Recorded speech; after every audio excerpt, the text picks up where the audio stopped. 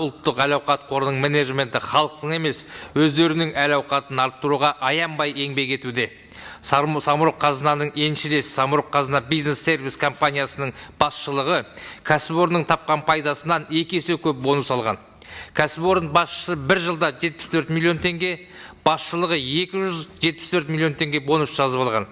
Кәсіпорынның таза пайдасы 38-де 5 миллион теңге ғана. Өз кезегінде Самұрық-қазына бизнес-сервис компаниясының еншілес кәсіпорны болып табылатын Казклауд компаниясында басшылығының өздеріне жомарттығында шек жоқ.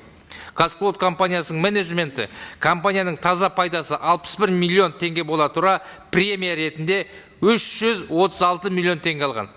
Қазақ Телеком басқармасының Есекеев басқаратын мүшелері жалпы 422 миллион теңге премия алған, әрбір мүшесіне 105 миллион теңгеден келеді.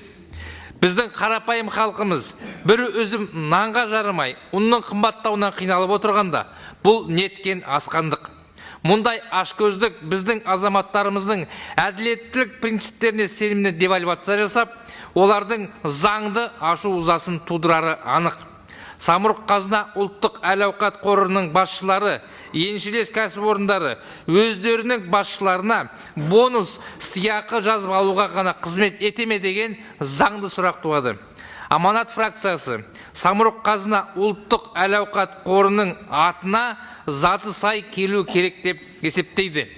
Жаңа Қазақстан идеалдары ұлттық теңдік принциптері іске асқанда ғана орындалады. Мемлекет өз қолымен, мемлекет қаржысына неоолигархтарды жасамау қажет. Сондықтан Самұрық-қазынаның өз менеджментіне асыра сілтеп, премия жазу саясатының заңға сәйкестігін анықтап, бұл ашкөздікті тоқтату, Самұрық-қазынада құжынаған еншілес кәсіпорындардың қажеттігін анықтау, Самұрық-қазынаның қаржы саясатының ашықтығын қамтамасыз ету тетіктерін жасау қажет.